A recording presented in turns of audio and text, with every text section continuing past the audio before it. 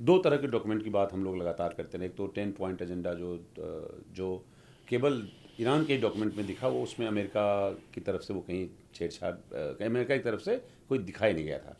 अब ये नया जो 15 पॉइंट एजेंडा है, ये उससे कैसे डिफरेंट है? अमेरिका कहता है कि जो तुम्हारे पास इनरिच्ड जो यूरेनियम है वो हमें सौंप दो।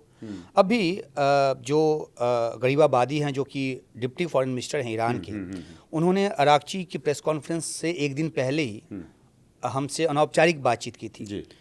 तो उसमें उन्होंने साफ कहा था कि हम किसी और देश को सौंपने को तैयार हैं, लेकिन अमेरिका को नहीं सौंप सकते हम। तो स्टेलमेट वहाँ पे अभी भी बना हुआ है कि पहले मुर्गी की पहले अंडा, ये कह रहा है पहले आप हॉर्मुज़ स्ट्रेट खोल दो, ये कह रहे हैं कि भैया आप पहले ब्लॉकेड हटाओ। तो इसी बीच में वो मामला फंसा हुआ है कि अमेरिका का एजेंडा साफ है। वो एनर्जी के लिए दुनिया भर में अपने चक्कर चला रहा है। आपने वेनेजुएला में देखा कैसे पपेट गवर्नमेंट वहाँ पे बिठा दिया। ईरान के पे हमले में चीन भी एक इनडायरेक्ट हिडन एजेंडा रहा कि इसको न्यूट्रलाइज करना है, छोटा करना है, इसको कंट्रोल करना है, ये भी था।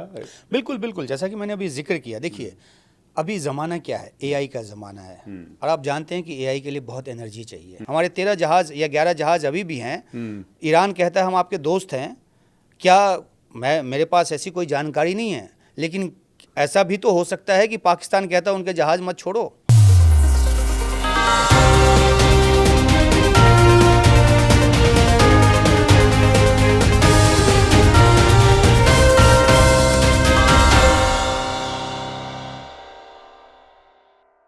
नमस्कार, मैं हूं पवन कुमार, डायलॉगस में आपका स्वागत करता हूं। आज हमारे साथ एक ऐसे पत्रकार हैं जिन्होंने अंतर्राष्ट्रीय राजनीति को नज़दीक से देखा, परखा, उसके लिए काम किया, सालों काम किया। केवल उसको स्टूडियो के बहसों तक सीमित नहीं रखा, बल्कि दुनिया की बड़ी ताकतों के बीच चल रहे असली खेल को समझने और समझाने का काम किया दर्शकों के बीच। सालों तक टेलीविज़न में काम करते रहे, अभी भी कर रहे हैं। उमाशंकर सिंह हमारे साथ हैं आज। लंबे समय तक इस देश के प्रोमिनेंट चैनल एनडीटीवी का हिस्सा रहे, प्रोमिनेंट चेहरा बने रहे। विदेश नीति, डिप्लोमेसी, युद्ध, स्ट्रेटजी, अमेरिका चीन प्रतिद्वंदिता और पश्चिम एशिया में आज जो हलचल और तनाव है, लड़ाई है, उस पर उनकी बड़ी गहरी पकड़ रखते हैं, उस पर उनकी नज़र है। अब उनकी खासियत है कि खबरों के पीछे छिपे सामरिक, रणनीतिक, आर्थिक दबाव और महाशक्तियों के बीच की चाल को बेहद सरल भाषा में समझाएंगे। आज हम समझेंगे उनसे। उमा, आपका स्वागत है हमारे कार्यक्रम में। बहुत शुक्रिया मुझे बुलाने के लिए। एक बड़ी दुविधा, बहुत बड़े दलदल में दुनिया फंस गई है। उस जगह पे जिसको अवॉइड किया जा सकता था, हम लोग बात कर रहे हैं पश्चिम एशिया में जो अभी तनाव चल रहा है उसकी। पहले तो अभी उसमें क्या हो रहा है ये बताइए आप हमें। अभी एक स्टेलमेट है और बातचीत की प्रक्रिया चल रही है। और सबसे अच्छी बात है कि सीज़ फायर जो 15 दिनों के लिए लागू हुआ वो अभी तक चल रहा है। हालांकि बार बार ट्रंप की तरफ से ये धमकी दी जा रही है, जैसे कि अभी उन्होंने बिल्कुल हाल में जो सबसे ताज़ा उनका है कि उनका धैर्य जवाब दे रहा है, संयम ख़त्म हो रहा है। और इसी सवाल को ईरान के विदेश मंत्री अराक्ची जो कि दिल्ली में थे, उनसे जब मैंने पूछा तो उन्होंने कहा कि उनको संयम दिखाना चाहिए। अगर वो संयम खो रहे हैं तो ये उनका प्रॉब्लम है, क्योंकि एक बहुत ही जटिल समस्या है और निगोशिएशन में टाइम लग रहा है। और अगर वो चाहें तो युद्ध दोबारा शुरू कर सकते हैं, लेकिन नतीजा उससे अलग नहीं होगा जो अब के पहले हुआ। तो ये एक छोटा सा उदाहरण बताता है कि ईरान कितना ग्राउंडेड तरीके से आगे बढ़ने की कोशिश कर रहा है। और इसमें उन्होंने बहुत सारी और बातें भी कही, बहुत सारे सवाल भी उठे, पूछे गए उनसे। और उन्होंने जो सबसे अहम बात कही कि ये अमेरिका ही था जिसने 2018 में JCPOA से वो अलग हुआ, ट्रंप थे। तो ट्रंप अलग हुए, उसके बाद उन्होंने फिर से अपने हिसाब से एक डील, जब ये दूसरे कार्यकाल में आए हैं तो चाहना शुरू किया। उस पर भी बातचीत चल रही थी। फिर 2024 में उन्होंने माफ़ कीजिएगा 2025 जून में जो अटैक किया, तो उस समय वो बातचीत फिर से टूटा। और अभी भी जो बातचीत चल रही थी, जब ओमान की मध्यस्थता में बातचीत चल रही थी, और कुछ घंटे पहले ओमान के जो विदेश मंत्री हैं वो एक टीवी चैनल पर बैठ के बोल रहे थे कि ईरान जो है वो सनसेट क्लॉज भी छोड़ने को तैयार है, इनरिच किया हुआ जो यूरेनियम है उसको भी सौंपने को तैयार है। अब किस देश को सौंपेंगे उस डिटेल में वो नहीं गए थे, लेकिन जो अमेरिका की एक मांग रही है कि जो संवर्धित यूरेनियम है, वो जो 60% से ज़्यादा संवर्धित यूरेनियम है वो सौंप दे। तो कहने का मतलब ये है कि बातचीत की इतनी प्रक्रियाएं चली हैं, ईरान मानता है कि उसको उसके साथ विश्वासघात किया गया, और यही वजह है कि अभी जो बातचीत चल रही है उसमें आप देख रहे होंगे कि एक प्रस्ताव आता है ईरान की तरफ से, पाकिस्तान की मध्यस्थता के ज़रिए उस अमेरिका को जाता है, अमेरिका का जवाब आता है, पहले वाले को खारिज करते हैं, फिर ईरान को वो अपना भेजते हैं, ईरान खारिज करता है, फिर ईरान अपना भेजता है, वो 15 सूत्री, 10 सूत्री, 13 सूत्री, वो जो है आदान प्रदान जो है वो चल रहा है, और यहीं पे अभी मामला फंसा हुआ है। अच्छा, जब इसमें दो तरह के डॉक्यूमेंट की बात हम लोग लगातार करते हैं। एक तो 10 पॉइंट एजेंडा जो केवल ईरान के डॉक्यूमेंट में दिखा, वो उसमें अमेरिका की तरफ से वो कहीं छेड़छाड़ अमेरिका की तरफ से कोई दिखाई नहीं गया था। अब ये नया जो 15 पॉइंट एजेंडा है, ये उससे कैसे डिफरेंट है? ये देखिए, सबसे बड़ा जोर जो है ना वो अमेरिका का इस बात पर है कि न्यूक्लियर वेपन नहीं होना चाहिए। ठीक है, अब न्यूक्लियर वेपन नहीं होना चाहिए, ईरान इससे भी अग्री करता है, लेकिन अमेरिका कहता है कि जो तुम्हारे पास इनरिच्ड जो यूरेनियम है वो हमें सौंप दो। अभी जो गरीबाबादी हैं, जो कि डिप्टी फॉरेन मिनिस्टर हैं ईरान के, उन्होंने अराकची की प्रेस कॉन्फ्रेंस से एक दिन पहले ही हमसे अनौपचारिक बातचीत की थी जी। तो उसमें उन्होंने साफ कहा था कि हम किसी और देश को सौंपने को तैयार हैं, लेकिन अमेरिका को नहीं सौंप सकते हम। दूसरी बात कि वो कह रहे हैं कि इनरिच करना ही नहीं है। अरे, उनका सिविल जो न्यूक्लियर प्रोग्राम है वो भी तो चल रहा है, उसके लिए भी तो इनरिचमेंट की ज़रूरत होती है। तो और 20 साल के लिए नहीं करना है तो उनका जो अपना पावर प्लांट जो है वो यूरेनियम के बिना कैसे चलेगा। तो उनके अपने बेसिक जो जो ऑब्जेक्शंस हैं वो हैं। अब इसी के बीच ये 12-13 सूत्री जो चीज़ें हैं। अच्छा, एक बात और है, मिसाइल प्रोग्राम। आप न्यूक्लियर वेपन ना हो ईरान के पास, ये तो आपकी ज़िद समझ में आती है, लेकिन ईरान अपने मिसाइल कार्यक्रम को उस तरह से अमेरिकी हाथों से कंट्रोल्ड नहीं होने देना चाहता, क्योंकि उसके अपने तर्क हैं, अपने लॉजिक हैं। भाई, उसको भी तो डिटरेंट के तौर पे तो कुछ चाहिए ना। तो बहुत सारे ऐसे फैक्टर हैं। अब उसके बाद युद्ध के बाद और सारे फैक्टर जुड़ते चले गए। हॉर्मुज़ स्ट्रेट जो है वो नया एक फ्लैश पॉइंट बन गया। अब उस पर भी एक सहमति बनी ये कि हॉर्मुज़ स्ट्रेट खोलिए। ईरान कहा कि हाँ, हम तो खोल रहे हैं। खोलने जा ही रहा था कि ट्रंप का बयान आ गया कि हम इकोनॉमिक ब्लॉकेड नहीं हटाएंगे। तो फिर वो खोलते ही फिर से बंद कर दिया। तो स्टेलमेट वहाँ पे अभी भी बना हुआ है कि पहले मुर्गी की पहले अंडा। ये कह रहा है पहले आप हॉर्मुज़ स्ट्रेट खोल दो, ये कह रहे हैं कि भाई आप पहले ब्लॉकेड हटाओ। तो इसी बीच में वो मामला फंसा हुआ। अच्छा, ये बताइए कि हम जैसे लोग जो डिप्लोमेसी नहीं समझते हैं, जो दो देशों के बीच की पॉलिसियां हैं नहीं समझते हैं, मतलब उतनी समझ में आती जितने में थोड़ा बहुत इकोनॉमिक समझ में आ जाता है। अमेरिका को क्या ज़रूरत पड़ी थी पुराने बातों को लेकर? भाई, ये मान तो गए थे जनेवा में कि साहब ऐसा है कि यूरेनियम संवर्धन पे भी हम बात मान जाएंगे, परमाणु पे। तो सडनली उसके 2 दिन के बाद आपने अटैक किया। मेरा सवाल इससे आगे ये है क्या कि उसका उद्देश्य केवल ईरान को बर्बाद करना है, ईरान में सत्ता चेंज करना है, वहाँ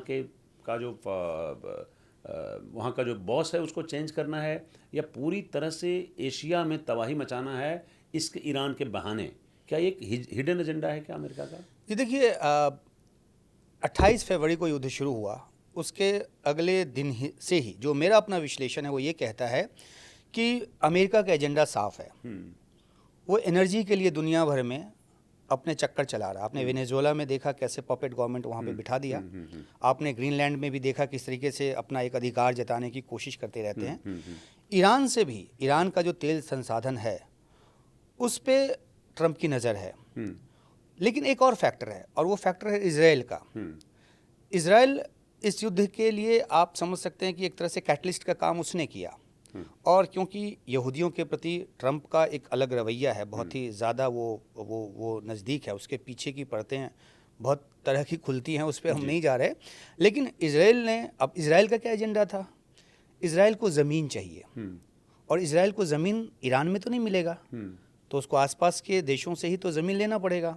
तो उसका लेबनान जो है वो एजेंडा है। तो आपने देखा वो ऑफ लेट ईरान ने अपने आप को सीमित कर लिया दक्षिणी लेबनान के इलाकों में अपने सैन्य अभियान के ज़रिए, ज़मीनी सैन्य अभियान के ज़रिए। बम्बार्डमेंट अभी भी हो रहा है, हालांकि 45 दिनों के लिए जो सीज़ फायर है एक्सटेंड हो गया है, लेकिन इज़राइल जो है उसकी नज़र ज़मीन पर है और अमेरिका की नज़र जो है वो तेल पर है। तो युद्ध का जो शुरुआती लक्ष्य था वो ये है। और तभी आपने देखा कि खार्ग आइलैंड की जो बात होती है, जहाँ से 80% तेल ईरान का जो है उसका व्यापार होता है, उस पर कब्ज़ा करने की बात आई सामने, उसको बॉम्ब करने की बात सामने आई, तबाह करने की बात सामने आई। तो येन केन प्रकारेन जो है वो ट्रंप की निगाह एनर्जी पे लगी हुई है। और इसके ज़रिए वो क्या चाह रहे थे? ईरान का 90% तेल लेता है चीन, प्रतिबंधों के बावजूद। तो चीन की एनर्जी सप्लाई जो है वो बाधित होगी अगर ईरान पे वेनेजुएला की तरह उन्होंने अपनी एक सत्ता बिठा दी।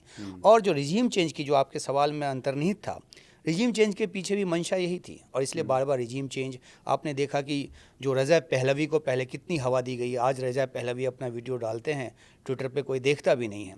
और बाद में ट्रंप ने खुद ही कह दिया कि he is not capable of being to lead the Iran.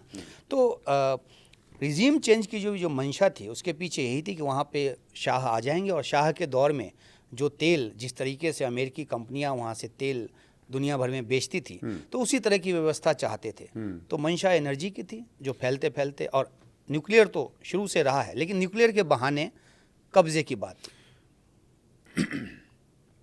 चीन, जैसे मैं इकोनॉमिक्स के तौर पे इसकी व्याख्या करता हूँ, चीन को वेनेजुएला से निकाला कायदे से, अमेरिका ने चीन को पनामा से निकाला, दोनों बंदरगाहों से भगाया सीके हचीसन को वहाँ से।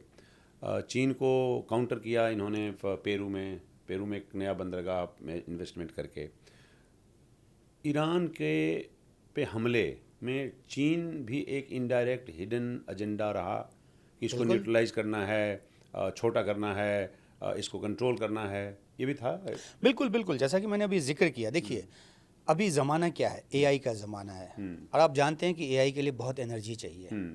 और जो एआई पे को लेकर लीड करेगा वो आने वाले समय में दुनिया पर लीड करेगा।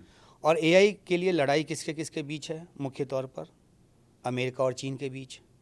और एआई के लिए जो एनर्जी चाहिए, इसी वजह से ग्रीनलैंड पर भी जो बात आती है अमेरिकी कब्जे की, उसको भी हथियाने की। तो ईरान के ज़रिए जो चीन को तेल जाता है ईरान से, अगर यहाँ पे अमेरिका की कोई पपेट सरकार होगी तो उस तेल पे कब्जा किसका होगा? अमेरिका का।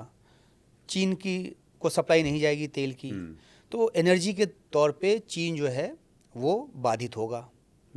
तो ये तो सीधा सीधा जो एक कैलकुलेटेड मूव था वो था ट्रंप की तरफ से, लेकिन वो मंशा जो है वो पूरी नहीं हो पाई है। जो लड़ाई हुई उसमें जिसका जितना लॉस हुआ, हम लोग उससे काफ़ी आगे बढ़ चुके हैं। उसमें हॉर्मूज़ को बंद करने की लड़ाई हॉर्मूज़ से नहीं शुरू हुई थी, लड़ाई हुई थी, मुद्दा कुछ और था, मुद्दा था परमाणु। अब वो बात हॉर्मूज़ पे आ गई है, वो बातचीत के केंद्र में अब है वो। तो आपको नहीं लगता कि जब हम लोग जब दोनों पार्टी पक्ष बैठ के डिस्कस करेंगे तो परमाणु और यूरेनियम ने बैक सीट ले लिया है, मुद्दा आ गया हॉर्मूज़। और हॉर्मूज़ एक ऐसा हथियार है जिसको ईरान किसी कीमत पे छोड़ना नहीं चाहता है। ऐसे में अभी इसका क्या हल निकलता हुआ दिखता है आपको? ऐसी मतलब इसमें तो टाइम बाउंड करना खतरे से खाली नहीं है किसी के लिए, पर अभी क्या तस्वीर बनती हुई दिख रही है? जी देखिए, जब युद्ध शुरू हुआ तो मैं अपनी एक बात मानूंगा कि मैंने भी इसके विश्लेषण में एक गलती की थी। मुझे भी लगा था कि लड़ाई ज़्यादा दिन नहीं चलेगी, लेकिन हॉर्मुज, जिसको मैं कहता हूं कि युद्ध की गर्दन पर ईरान ने हाथ रख दिया, तो हॉर्मुज वो गर्दन है जिसको पकड़ लेने के बाद बहुत कुछ ईरान कंट्रोल कर रहा है। और हॉर्मुज, अब देखिए कि मार्को रूबियो हों या अमेरिका की तरफ से बहुत सारे ऐसे बयान आते हैं जिसमें वो कहते हैं कि हम तो हॉर्मुज खोल के रहेंगे। अरे भैया, बंद ही आपकी वजह से हुआ है।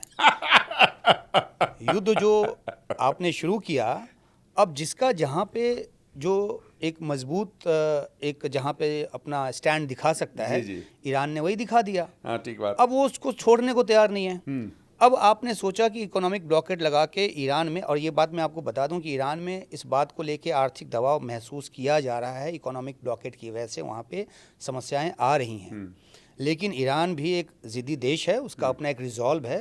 ज़िद्दी इन द सेंस कि भाई अपने देश के लिए लोग वहाँ के खड़े हैं।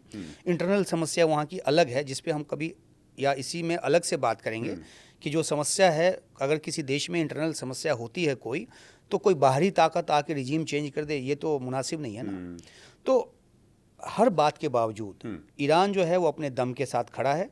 और अब जो है, जो आपने सवाल पूछा कि वो स्थिति क्या बनी हुई है, तो स्टेलमेट है वहाँ पे कि कोई भाई अब कोई कदम पीछे खींचने को तैयार नहीं है। इस बीच में ईरान ने स्मार्टली ये काम किया है कि उसने टोल का एक आइडिया फ्लोट कर दिया है और वो अपना एक फ्रेमवर्क जो है वो बना रहे हैं। और अभी फिर जो मैं ब्रीफिंग की जो बात कर रहा था उसमें साफ तौर पे कहा गया कि जो टोल वसूला जाएगा उस टोल से वहाँ पे जो जहाज़ों की जो आवाजाही है, जो परिचालन है, उसको ज़्यादा सुरक्षित बनाया जाएगा। रेस्क्यू ऑपरेशन अगर कोई करना पड़ा तो उस फंड का इस्तेमाल उसमें होगा।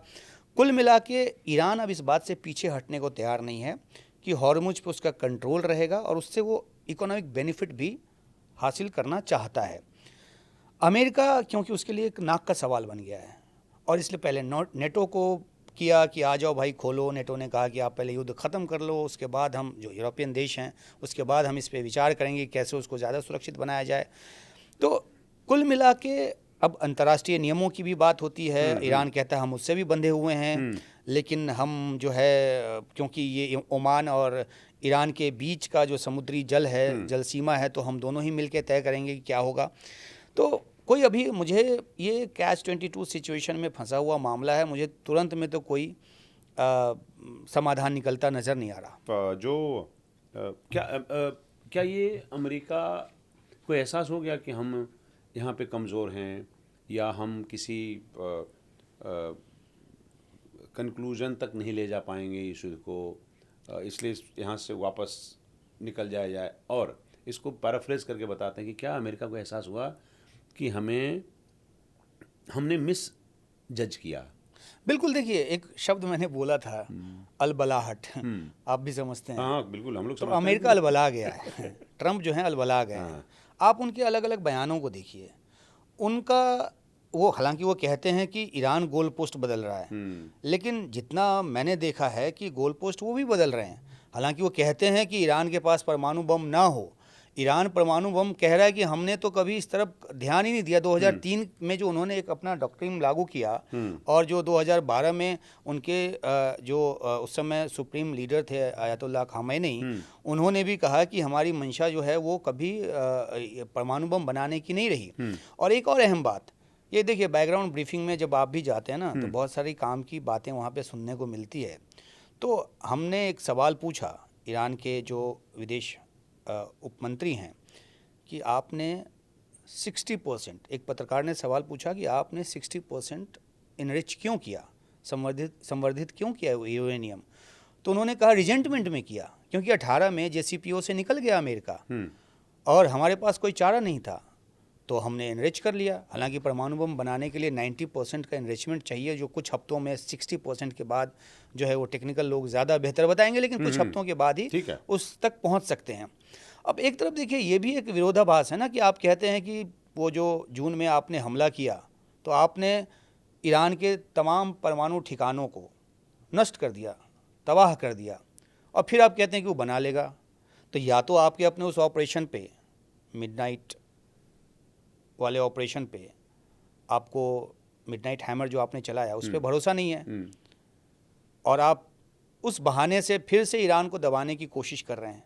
तो यहाँ पे मुझे ईरान का पक्ष इस मामले में मजबूत लगता है कि वो शुरुआत से एक बात कहता हुआ नज़र आ रहा है और वो इनरिच्ड जो मटेरियल है उसको सौंपने को अमेरिका को तैयार नहीं है। ये बात भी साफ तौर पे उनको कहा गया है। तो अब जो है अमेरिका को कहीं ना कहीं घूम फिर के उसके आसपास आना पड़ेगा और इसका उदाहरण एक फिर से हालिया बयान में, कल के बयान में ट्रंप के नज़र आया है, जिसमें उन्होंने कहा है कि अगर ईरान 20 सालों तक एनरिचमेंट की, परमाणु बम न बनाने की फ्रीज कर दे, वो कर दे और वाकई में रियलिस्टिक हो उसका ये भरोसा, तो हमको डील करने में दिक्कत नहीं है। चेक कौन करेगा? वो तो कह रहा है, वो कहता है साहब कि हमें अमेरिका पर भरोसा नहीं है। ये कह रहे हैं कि वो फ्रीज कर दे तो बड़ा अच्छा सवाल है आपका, लेकिन ये जो है वो ईरान की तरफ से कहा गया है कि जो एनरिच्ड मटेरियल था वो सब IAEA की निगरानी में था। ऐसा नहीं कि ओवरनाइट ईरान जो है कोई परमाणु बम बना लेता, और अगर वो बना लिया होता तो जैसे नॉर्थ कोरिया को आज आप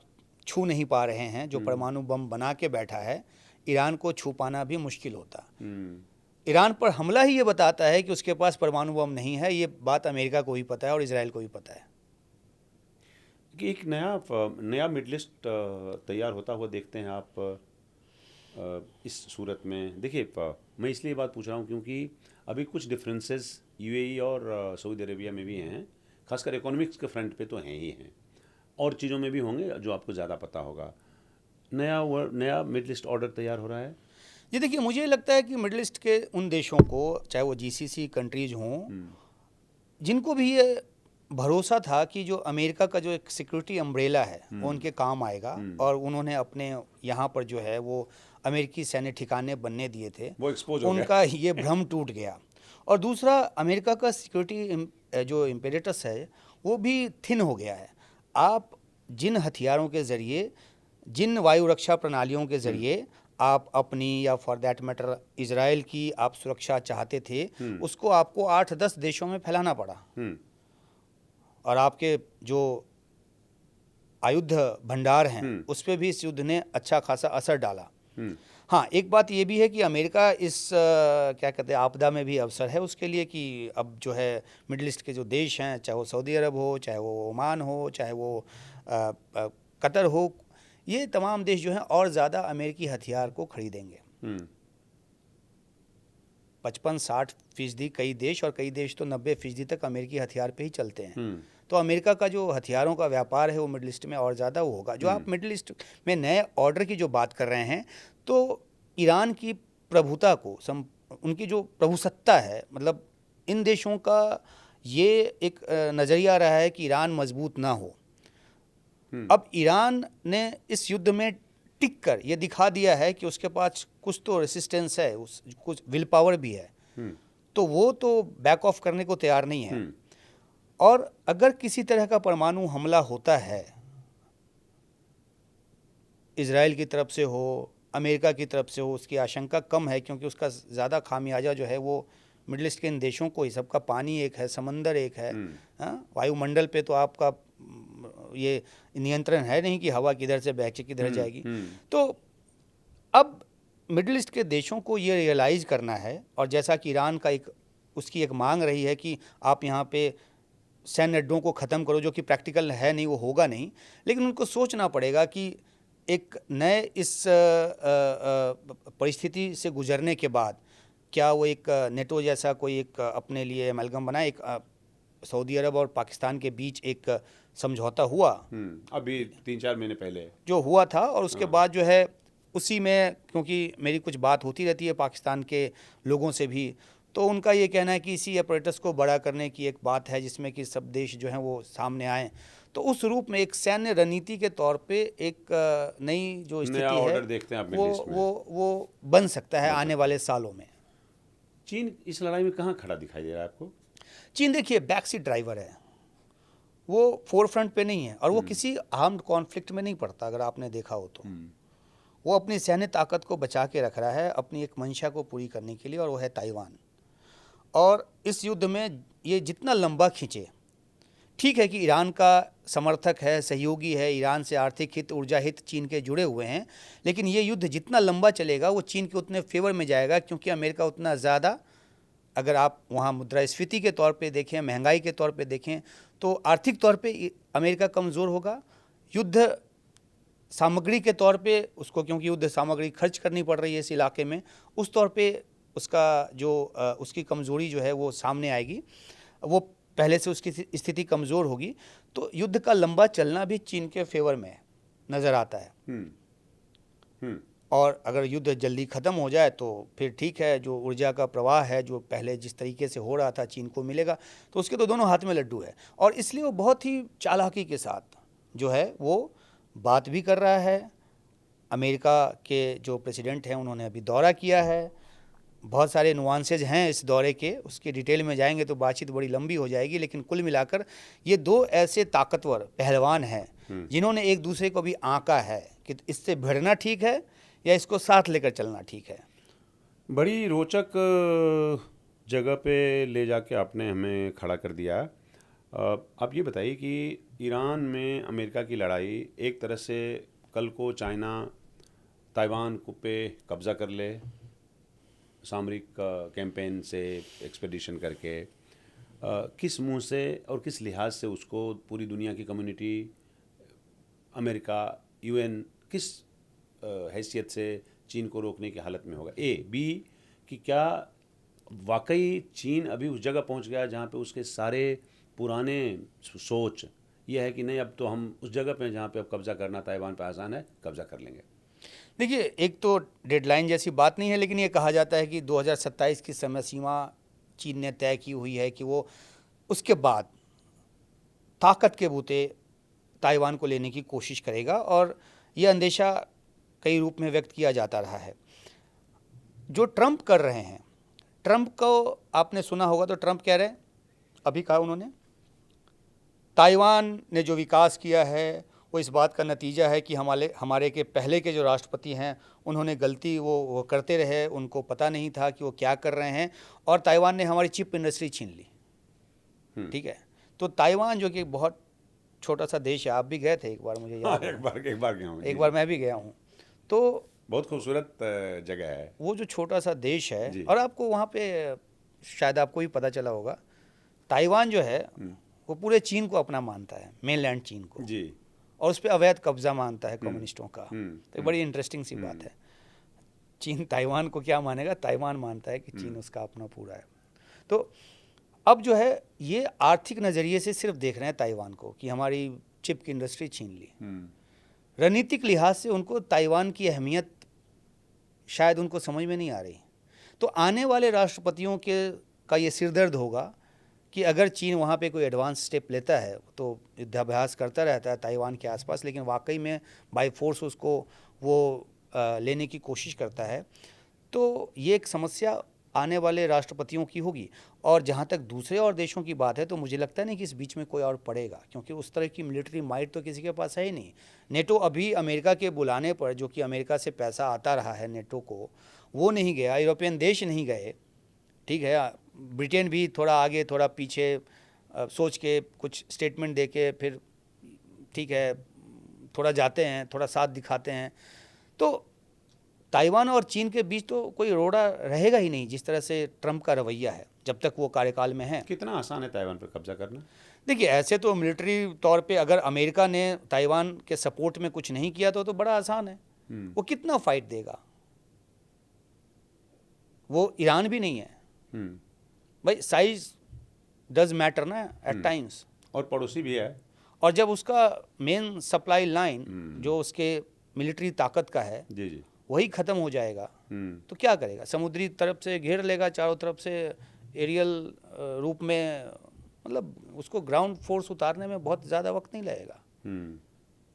तो इसलिए ये सब कुछ डिपेंड करता है कि और वो गौज कर रहा होगा चीन जो है, उसने ट्रंप के इस दौरे में भी ये समझने की कोशिश की होगी कि किस हद तक ट्रंप बेशक बोल कुछ भी रहे हों, क्या उसकी मंशा है आगे किस हद तक ये गौज करने की कोशिश अभी भी शी ने की होगी कि अगर हम ऐसा कुछ कदम उठाते हैं तो।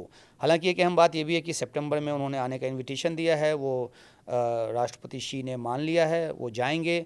तो अभी फौरी तौर पर तो दोनों ही देशों के बीच जो जमी हुई बर्फ़ है वो पिघलती नज़र आ रही है, लेकिन इसी के साथ दोनों देश एक दूसरे को आर्थिक और सामरिक तौर पे भी आंकने की कोशिश में जुटे हुए हैं।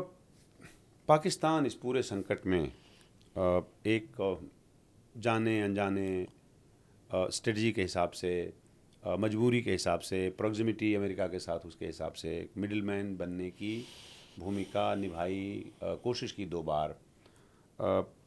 क्या ये उसकी बहुत बड़ी सफलता मानी जाएगी? और क्या हिंदुस्तान की सरकार के लिए कितना अपमानजनक है, कितना शर्मनाक है? या आपको लगता है कि नहीं, हमें क्या लेना देना है, हम नहीं हैं? तो ये देखिए, आपके सवाल के दूसरे हिस्से का पहले जवाब मैं दे दूं। देखिए, अपमानजनक इन सब बातों पे मैं नहीं जाता। मेरा सिर्फ इतना सा मानना है कि अगर भारत का लेना देना नहीं है कि पाकिस्तान क्या कर रहा है, वो कंगला देश है, उसकी इकोनॉमी डूबी हुई है, वो IMF के कर्जे पे पलता है, वो अमेरिकी इमदाद पे चलता है, उससे हमारा क्या लेना देना है? अगर उससे लेना देना नहीं है तो हमें चुप करके बैठना चाहिए, भाई तुमको जो करना है, दलाली करना है, बिचौलियागिरी करना है। लेकिन हमारे मीडिया में एक ऑब्सेशन है और उस ऑब्सेशन के चलते हम पाकिस्तान की इस मध्यस्थता को ज़रूरत से ज़्यादा तरजीह दे रहे हैं, अगर हमारा कोई लेना देना है नहीं तो। लेकिन जो एक और जो गंभीर एस्पेक्ट है उसका ये है कि आपको याद होगा कि चाहे वो मुंबई अटैक हो, उसके पहले के आतंकी हमले हो, पार्लियामेंट अटैक हो, जितने भी आतंकी हमले पाकिस्तान की ज़मीन से भारत की ज़मीन पर किए गए हैं, भारत की लगातार कोशिश जो है उस बात को लेकर रही है कि डिप्लोमेटिकली दुनिया में पाकिस्तान को अलग थलग करना है। उस भ्रम को इस मध्यस्थता ने तोड़ दिया है। मैं ये देख रहा हूँ कि ये सिर्फ दलाली, जो एक शब्द इस्तेमाल किया गया ऑल पार्टी मीट में, जो सूत्रों के हवाले से जानकारी आई, तो अगर उस शब्द का इस्तेमाल करें तो पाकिस्तान को इस दलाली से क्या मिल रहा है? पाकिस्तान को इस दलाली से ये मिल रहा है कि ईरान उसके साथ एक गठबंधन में खड़ा नज़र आ रहा है। अमेरिका के राष्ट्रपति बार बार वहाँ के प्रधानमंत्री और जो फील्ड मार्शल हैं उनकी शान में कसीदे गढ़ रहे हैं। चलिए, इससे भी हमारा कोई लेना देना नहीं है। लेकिन पाकिस्तान के पीछे कौन खड़ा है जो बैक से ड्राइविंग कर रहा है? चीन पाकिस्तान आयरन क्लैड फ्रेंड है पहले से ही। अब चीन जो है वो रूस की इकोनॉमी भी, वहाँ की वॉर इकोनॉमी भी पैसे डाल रहा है, वहाँ का तेल खरीद रहा है। तो ये जो रूस जो कि आपका दोस्त रहा सदियों से, वो चीन बरास्ते चीन, पाकिस्तान ये अलाइनमेंट, ईरान देखिए ये अलाइनमेंट, और जो राष्ट्रपति ट्रंप बार बार कहते हैं कि मोदी हमारे बहुत अच्छे दोस्त हैं, वो भी ज़्यादा वेट जो है, ज़्यादा वज़न जो है वो पाकिस्तान को दे रहे हैं। तो मेरा सवाल है कि हम कहाँ खड़े हैं? हमारा क्या डैमेज हुआ? हमको इसका क्या खामियाजा हुआ? देखिए, हम एक बात पहले साफ कर दूं, हम कैसे अलग थलग पड़े हैं? नहीं, अलग थलग हम पड़े नहीं हैं। हम वो सुपर एक्टिव है। मैं यहाँ बैठा हूँ, आप वहाँ बैठे हैं, मैं ऐसे ही बैठा हूँ जैसे बैठा था, और आप उठ के चल पड़े, आप सक्रिय हो गए ना भाई साहब। नहीं, पर उसमें मुझे हाथ नहीं लगा ना। नहीं, हाथ नहीं, हमने तो खोने को कुछ नहीं खोया है, लेकिन देखिए तो बहुत कुछ खोया है ना। हमारे 13 जहाज़ या 11 जहाज़ अभी भी हैं। ईरान कहता है हम आपके दोस्त हैं, क्या मेरे पास ऐसी कोई जानकारी नहीं है, लेकिन ऐसा भी तो हो सकता है कि पाकिस्तान कहता है उनके जहाज़ मत छोड़ो। मैं एक बात, ऐसा है क्या? मुझे नहीं पता, मैं सब कुछ जानता नहीं हूँ मैं दुनिया में। ठीक है, बहुत सारे जहाज़ आने दिए हैं, और वो उन्होंने अभी हमने इस पर भी बात की थी, तो उन्होंने कहा कि एक प्रोसेस है, चल रहा है, और हमने जितने जहाज़ भारत के छोड़े हैं और देशों के नहीं छोड़े हैं, अब तमाम बातें हैं। ईरान भी ऐसा नहीं कि भारत से अलग होकर चलना चाहता है, क्योंकि कल को प्रतिबंध जब हटेगा, भारत के तेल का जो 90% हिस्सा है वो आयातित है। ईरान का बड़ा स्टेक, बात भी देखिए, अभी ब्रिक्स के लिए जो बहुत सारे विदेश मंत्री आए, 2 पे बड़ा फोकस रहा, रूस के विदेश मंत्री पे, लावरोव पे, और ईरान के विदेश मंत्री पे, क्योंकि दोनों तेल उत्पादक देश हैं और भारत को एनर्जी की ज़रूरत है। रूस भी तेल देने को तैयार है, प्रतिबंध है 2 कंपनियों पे, प्रतिबंध के आगे ले नहीं सकते। ईरान प्रतिबंध है, ले नहीं सकते। तो ईरान जो है वो भी एक समन्वय के साथ आगे बढ़ना चाहता है, लेकिन जो अभी स्थिति पैदा हुई है उसमें उसका इंटरेस्ट इस बात में है कि कैसे पाकिस्तान की मध्यस्थता के ज़रिए, क्योंकि एक बात मैं और आपको बता दूं, एक पत्रकार ने यह सवाल पूछा रांची के प्रेस कॉन्फ्रेंस में। रांची की प्रेस कॉन्फ्रेंस में ये पूछा गया, और शुरुआती लाइन ही सवाल का ये था कि पाकिस्तान की जो मध्यस्थता फेल हो गई है। तो शुरुआती जवाब ही आया कि फेल नहीं हुई है, बहुत मुश्किल एक हालात है, और उसमें एक चुनौतीपूर्ण स्थिति से चल रहा है, गुजर रहे हैं। तो अब ये देखिए ना कि मतलब मुझे आप बताइए कि फ़ायदा क्या है?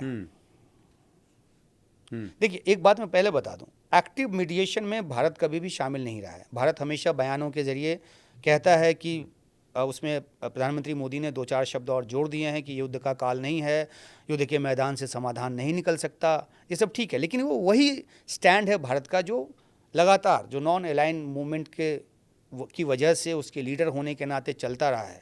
ठीक है, तो हमने यूक्रेन रूस युद्ध में भी जाके एक्टिव जो मीडिएशन है वो करने का काम नहीं किया। हालांकि प्रधानमंत्री मोदी जो हैं वो रूस भी गए, यूक्रेन भी गए, वहाँ पे भी बात की, लेकिन ऐसा नहीं है कि कोई, अब मध्यस्थता किसको कहते हैं? मध्यस्थता वो है जैसे रूस और यूक्रेन के बीच अमेरिका कर रहा है, जिसमें उसका डेलीगेशन भी बैठ रहा है। वो इधर भी डंडी मारने की कोशिश करता है, इधर भी डंडी मारने की कोशिश करता है। 24 घंटे में युद्ध ख़त्म करने का उन्होंने एक कहा था कि हम सत्ता में आए तो कर देंगे। 1.25 साल से ज़्यादा बीत गए, ख़त्म नहीं कर पाए। तो उस मध्यस्थता में भी जो अमेरिकी अपना माइट के साथ, अपनी ताकत के साथ कर रहे हैं, वो भी नहीं सोल्यूशन दे पा रहे हैं। तो पाकिस्तान के पास तो माइट है नहीं। पाकिस्तान को ये बात सही है कि वो संदेशों का आदान प्रदान कर रहा है, उसमें बहुत ज़्यादा कुछ ऐड ऑन नहीं कर रहा है। लेकिन एक चीज़ और भी, ये बात कहते हुए मुझे ये भी याद आ रहा है कि अगर अराक्ची जैसे जो ईरान के लीडर हैं, जिनको हिट लिस्ट से बाहर निकलवाया, वो पाकिस्तान के कहने पे निकाला गया कि आप इन लीडरों को जो है गालिबाफ, इनको आप हिट नहीं करेंगे, मारेंगे नहीं हमला करके। तो कहीं ना कहीं पाकिस्तान अपना असर दिखा रहा है, और अमेरिका को भी ये लग रहा है, ये ट्रंप की भी मजबूरी है कि अगर वो मध्यस्थ की कुछ बात नहीं माने तो कैसे तो वो एक बार्गेनिंग पावर दे रहे हैं पाकिस्तान को ट्रंप, कि इस बातों पे आपको छूट है। जैसे कि लैंड बॉर्डर खोलना, पाकिस्तान ने अपने सारे लैंड बॉर्डर खोल दिए। ग्वादर पोर्ट के इस्तेमाल की इजाज़त जो है ईरान को दी, ये भी खबर आई। अमेरिका के राष्ट्रपति ट्रंप से जब पूछा गया कि क्या आपको इसकी पूर्व सूचना पाकिस्तान ने दी थी, तो उन्होंने कहा कि हाँ, ये हमें पता है। तो कहने का मतलब पाकिस्तान ईरान को बताएगा कि देखिए जी, हम आपके लिए ये लेके आ रहे हैं, हम आपके लिए ये सहूलियत लेके आ रहे हैं।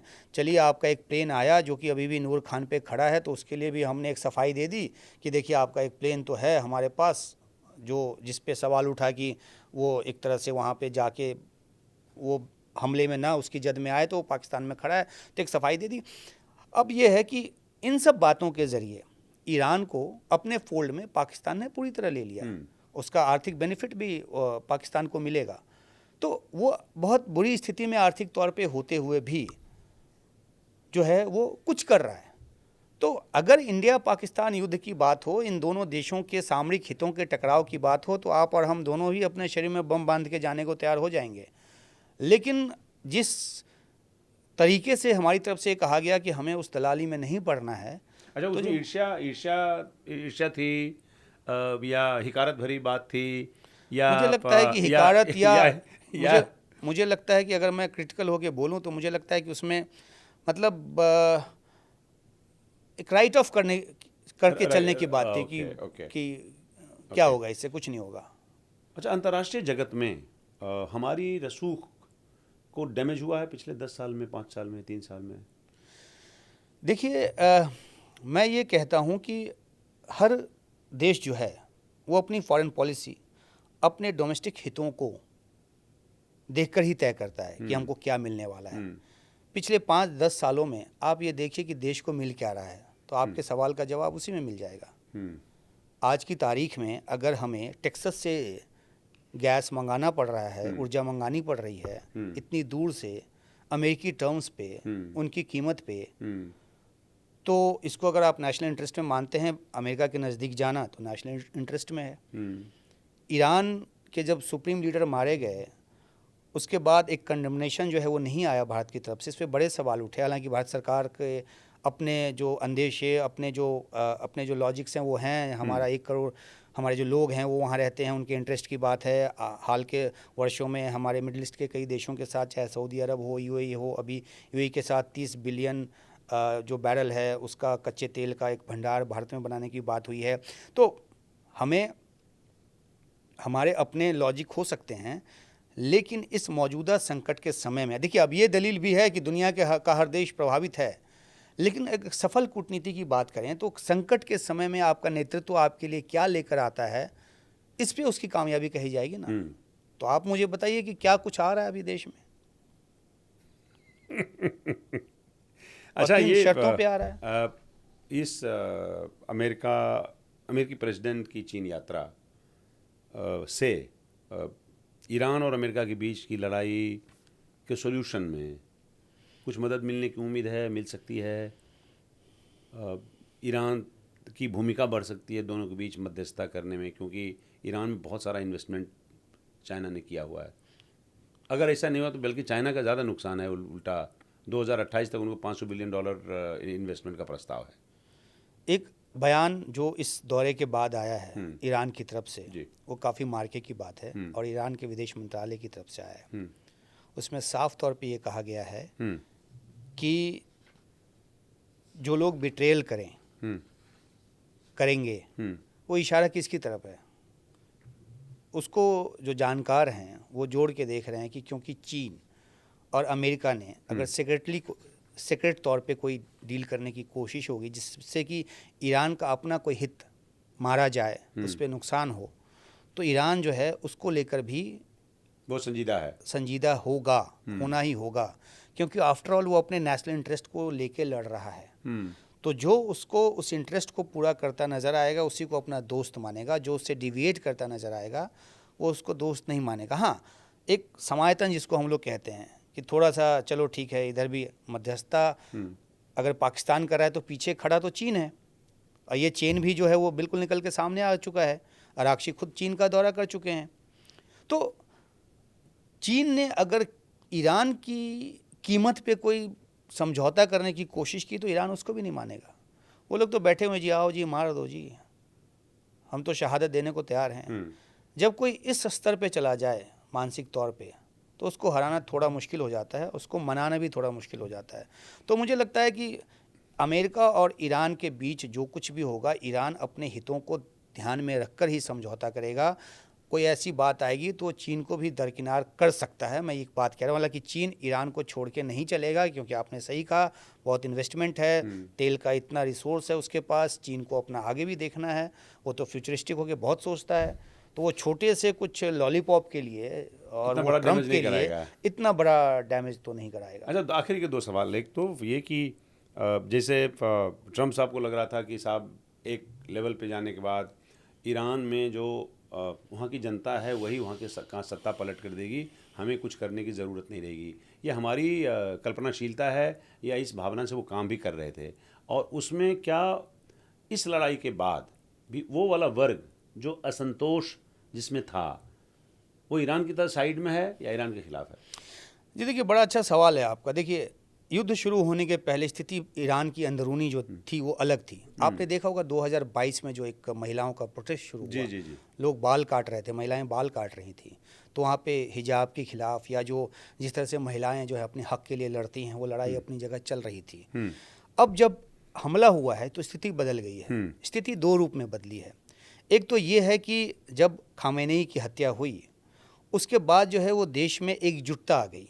आप उसको ऐसे देखिए ना कि किसी देश में अलग अलग धड़े हों और कोई बाहरी दुश्मन आक्रमण कर दे तो बड़े से बड़े क्रिटिक भी उस समय देश के साथ खड़े हो जाते हैं। हमारे यहाँ अपोजिशन पार्टी भी कहती है आप युद्ध लड़ रहे हो, चलो आपके साथ खड़े हैं।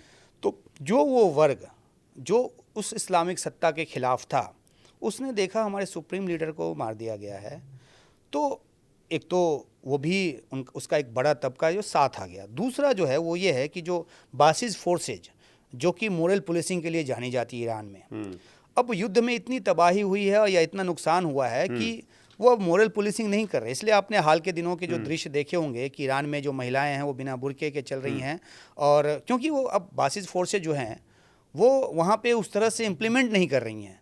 तो अभी आप भी जाएंगे ईरान तो आपको भी बड़ा खुलापन नज़र आएगा, लेकिन वहाँ एक डिसेंट, एक असंतोष जो है वो सत्ता के खिलाफ था, लेकिन इस हमले ने उसको फिलहाल के लिए ख़त्म कर दिया। और आपने ये पूछा था कि क्या वो एक्टिव थे। पहले ये जानकारी आती थी कि इजरायली जो मोसाद जो है या अमेरिकी खुफिया एजेंसी CIA है, ये मिलकर वहाँ पे एक माहौल बनाने की कोशिश कर रहे थे, और इसलिए ऑफ लेट ईरान ने बहुत सारे रिस्ट्रिक्शंस लागू कर दिए थे। बहुत जगह चेकिंग और बहुत सारी चीज़ें जो है वहाँ पे हो रही थी कि इस तरह की जो ताकतें हैं वो निकल कर सामने आए। उन्होंने इंटरनेट भी बंद रखा हुआ है कि जो असंतोष की हवा को माचिस न दिखाया जाए, इस वजह से लगा के रखा हुआ है। अब जो है धीरे धीरे कल को तो ईरान ओपन होगा, सबके सामने आएगा। वो डिसेंट वॉइस जो है वो हो सकता है फिर आगे चल के पन पे, लेकिन अभी के तौर पे, और इसलिए रज़ा पहलवी को तो भूल ही गया अमेरिका भी, जिसको एक नए रूलर के तौर पे देखा जा रहा था, और उन्होंने तो अपनी तरफ से ये भी कह दिया था कि मैं जाने को तैयार हूँ। लेकिन ग्राउंड फोर्स, जब आप ज़मीनी जो बूट्स ऑन ग्राउंड की बात है, उसको भी काफ़ी हद तक विचारा गया, लेकिन लगा गया कि अगर हमने उतारा तो फिर अफ़गानिस्तान की तरफ फंस जाएंगे। अमेरिका जिस तरह अफ़गानिस्तान में 20 साल फंसने के बाद निकला, वियतनाम वॉर की दुहाई देते हैं ट्रंप, 18 साल बाद वहाँ से अमेरिका निकल पाया, तो उसमें फंस जाते। तो रजीम चेंज की मंशा थी, लेकिन वो ना तो पहले वो ग्राउंड पे असंतोष को हवा देकर वो हासिल हो पाया, न इस युद्ध के जरिए हासिल हो पाया। अमेरिकी इतिहास से कुछ सीखते क्यों नहीं? वियतनाम में इतने साल दशकों काम करके बेइज्जती नहीं करवा के सीखा वहाँ तो से है वापस ट्रम्प लौटे। जी ने। वो तो कहते हैं ना कि देखो कि वो तो वॉर इतना चला, अभी तो 6 हफ्ते चला है। वो सीख के बैठे हुए हैं। मुझे लगता है कि अमेरिका जो है वो ट्रम्प की गलतियों से सीखेगा आगे। उस देश की जनता बहुत कुछ चुका रही है इसके चुका रही है, और बहुत ऐसे जानकार जिनको मैं जानता हूँ जो बिल्कुल कट्टर ट्रम्प भक्त हुआ करते थे, उन लोगों ने हाथ जोड़ लिया है। बॉस बात कही जाती है कि वहाँ भी तेल की कीमत बढ़ गई, इंडिया में तो ये बढ़ा। वहाँ की बाइंग कैपेबिलिटी ज़्यादा है, उसके बावजूद लोग परेशान हैं। हाउस होल्ड के खर्चे बढ़ गए हैं। और पहले ट्रम्प ने जो टैरिफ का युद्ध छेड़ा, उस युद्ध की वजह से जो अगर कोई कंपनी ज़्यादा टैरिफ देके अपना माल भेज रही है तो वो तो महंगा ही बिकेगा ना। तो अल्टीमेटली पैसा, आप तो आर्थिक मामलों के महाजानकार हैं, आप बताइए कि जेब तो बढ़ेगा ही। और ट्रम्प आए थे किस बात की दुहाई देकर? रहन सहन का खर्च का स्तर हम गिराएंगे। और वही नारा देकर जब ममदानी बन गए न्यूयॉर्क के मेयर, तो जाके उन्होंने बताया ना कि आप जो नारा दे रहे थे, जो आप पूरा नहीं कर पाए, वही नारा मैंने दोहराया और मैं चुन के आ गया। तो मुझे लगता है कि ट्रम्प ने जो एक बिजनेसमैन के तौर पे जिस तरीके से अमेरिका को चलाने की, आगे ले जाने की कोशिश की है, वो आगे आने वाले दिनों में एक हिस्ट्री बुक ऐसा होगा जिससे लोग सोचेंगे कि क्या नहीं करना चाहिए। अगले राष्ट्रपतियों के लिए ये सीख काम आएगी। आखिरी सवाल छोटा सा। देखिए बहुत ज़्यादा नहीं बदला, या शायद हम लोगों पे ज़्यादा फ़र्क नहीं पड़ता रशिया यूक्रेन वॉर का, इसका बहुत ज़्यादा फर्क है। हम लोग पर्सनली मैं ऐसा मानता हूँ कि हम वर्स्ट अफेक्टेड इकोनॉमी में से हैं पूरी दुनिया के। एशिया के लिए और पूरी दुनिया के लिए ये global world order politically, geopolitically, इस लड़ाई के बाद अगर समझौता हो भी जाता है, सब चीज़ें बहाल भी हो जाती है, तो वो ऑर्डर कैसे चेंज होगा? ये देखिए, जो अगर आर्थिक का प्रभाव की बात करें तो ये लंबे समय तक जाए। कैस्केडिंग इफेक्ट आप जानते हैं, अर्थव्यवस्था के जानकार आप हैं, तो ये एक लंबे टाइम के लिए एक शॉकर दे के जा रहा है हमें। अभी तो चीज़ें बिगड़नी शुरू हुई है। अभी तो हमें तेल कम इस्तेमाल करने की हिदायत दी गई है। ये हिदायत पे हम अमल करेंगे, कैसे करेंगे, कितना करेंगे, अब कोई कितनी कटौती कर सकता है बताइए। हमारी ऊर्जा ज़रूरत बहुत बड़ी है, हमें इंपोर्ट ज़्यादा चाहिए। हमारे पास अपने तेल के कुएं तो हैं नहीं कि प्रोडक्शन बढ़ा के कर लेंगे। ठीक है, तो कहने का मतलब ये है कि, और आर्थिक मार सबसे बड़ी मार होती है।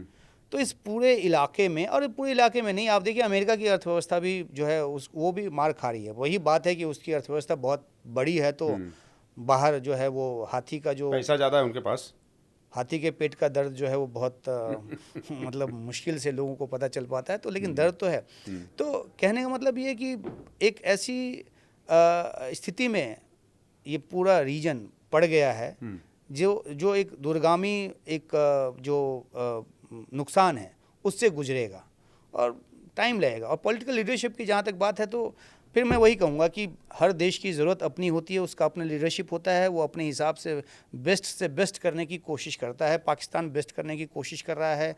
अलग अलग देश जो हैं अपने यहाँ तेल की कीमतों को कहीं बढ़ा के, कहीं घटा के, कहीं कुछ करके करने की कोशिश कर रहे हैं। भारत का जो देश है, यहाँ का जो राजनीतिक नेतृत्व है, वो भी अपनी तरफ से कोशिश कर रहा है।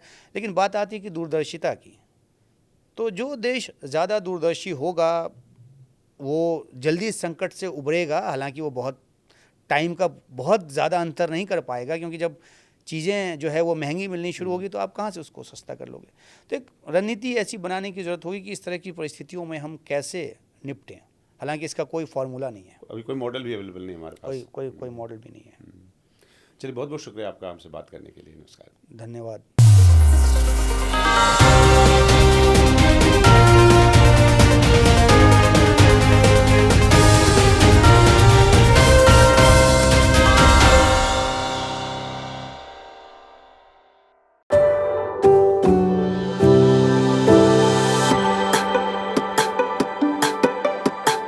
Every book has a journey, and every author has an untold story.